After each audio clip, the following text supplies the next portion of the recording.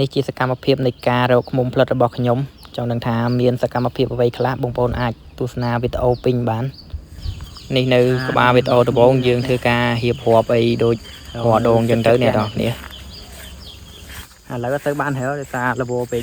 នេះបន្ទាប់មកក៏យើងដើរទៅកន្លែងដែលយើងត្រូវហើយនេះកន្លែងយើងត្រូវហើយអ្នកនេះកន្លែងហ្នឹងអាសាហៅបានដែរអ្នកនេះវាហើយក៏ដើរមកមុខទៀតឃើញកន្លែងនេះសិតតែមេឃ្មុំអ្នកនរគ្នាវាកំពុងតែបឺតផ្កាក៏ក្លូបច្រើនមែនតើ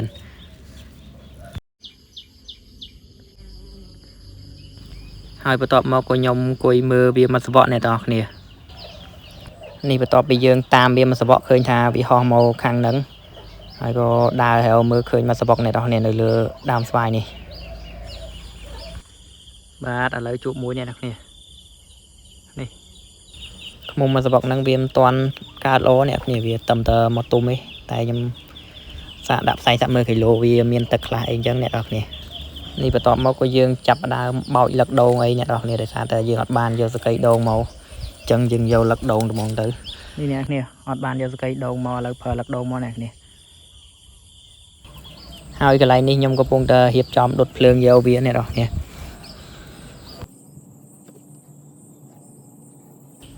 នេះដោយសារមេឃតឹមតែភ្លៀងហើយលឹកដូងសើមអញ្ចឹងយើងដុតវាអត់សូវឆេះអ្នកនរគ្នា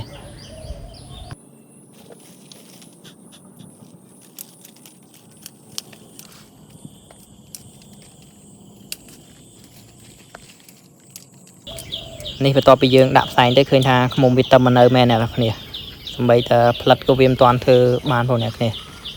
ខ្មុំនេះប្រហែលជាមួយអាទិត្យពីរអាទិត្យអីទៀតបានអាចយកបានអ្នកគ្នាហើយនេះគឺយើងបន្តទៅហៅ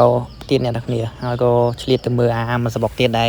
ឃើញយូរដែរអ្នកគ្នាសបុកឃើញឯមុននេះតូចអ្នកគ្នា